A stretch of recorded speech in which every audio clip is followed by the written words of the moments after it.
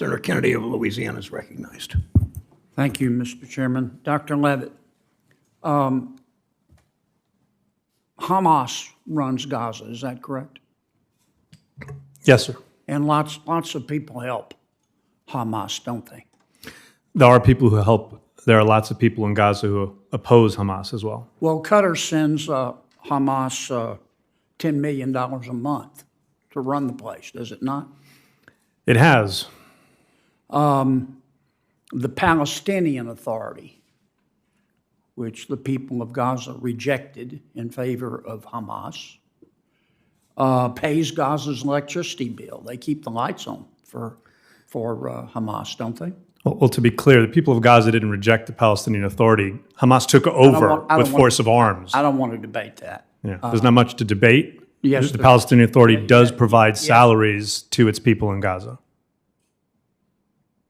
Does the Palestinian Authority pay for the keeping the lights on in Gaza? They pay for some of it, yes. The UN sends Hamas money to educate the children, does it not? UN pays for some education in Gaza. They do that through their own agencies. Is that a yes? They provide the money into Gaza, yes. I'll take that as a yes. The UN gives Hamas money to run hospitals, does it not? The UN runs hospitals in Gaza too, yes. And in fact, doesn't Hamas tax at the rate of 16.5% every bit of food and aid that comes in to Gaza? They do tax everything. I don't know the exact percent. Hamas levies a tax on even fish caught, does it not? They tax everything. And Hamas also levels an income tax, does it not? That too. Okay. President Biden's administration has not enforced the sanctions on Iranian oil, on Iranian oil, has it? No. Okay. So you agree with Ms. I'm sorry, I can't see you. Pleska. So you agree? I tend to make it a policy to try to agree with Ms. Pletko whenever possible. Yeah. Well, you're smart. You told us you were smart.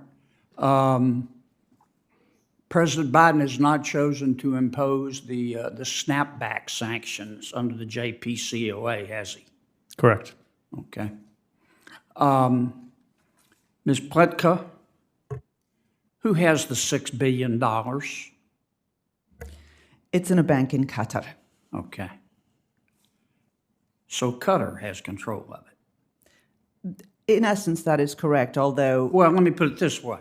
If the Qatar bank, there's a Qatar bank. If Qatar tells them to do something and the United States tells them not to do something, who's the bank going to listen to?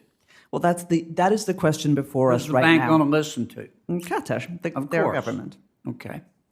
And isn't it a fact that back in 2021, Treasurer Yellen, through special drawing rights at the International Monetary Fund, gave Iran $4.5 billion?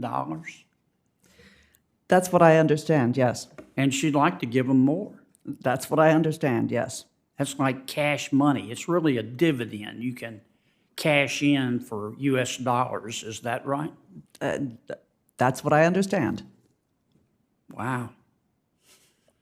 It seems to me that we could cut off. In a tense and eye-opening Senate hearing, Senator John Kennedy of Louisiana demanded straight answers. At the center of the discussion, billions of dollars, foreign policy failure, and the terrifying reality of how terrorist groups like Hamas continue to operate with global backing. What was revealed in this short but powerful exchange may forever reshape how we view the U.S. stance on the Middle East.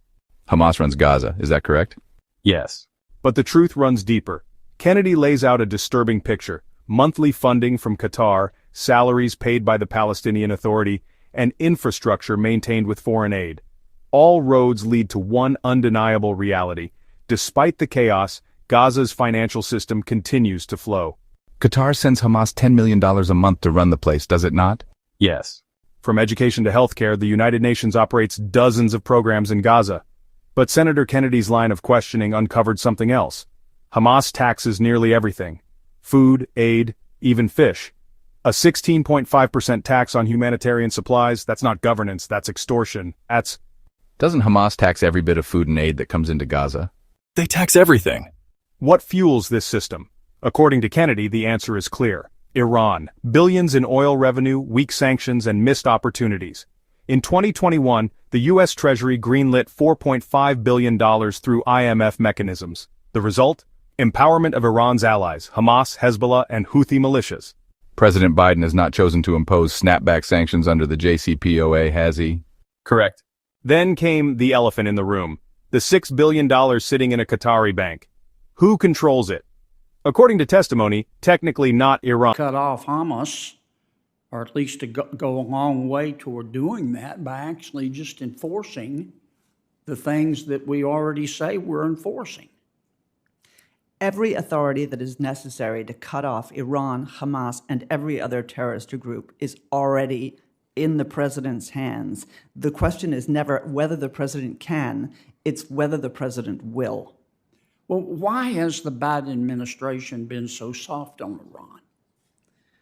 If we know Iran is funding Hezbollah, Hamas, the Houthis, their surrogates in Syria, their surrogates in Iraq, why has President Biden's administration been so soft on them?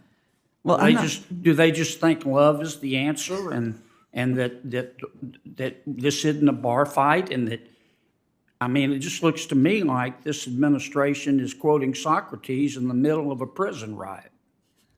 That's a very apt picture. I'm not a spokesman for the Biden administration, so I can only give you my estimation. There has always been a problem in our compartmentalization in dealing with Iran.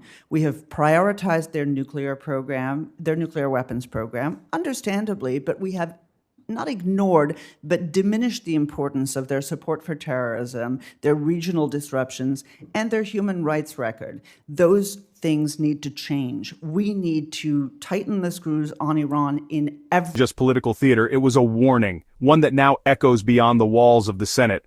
The facts are on the table, billions are flowing, alliances are shifting, and enemies of peace are thriving, often under the radar of U.S. policy. Senator Kennedy's pointed questions exposed the cost of inaction and the global stakes of turning a blind eye. The only question that remains, will anything change? Subscribe for more critical breakdowns of global policy and power.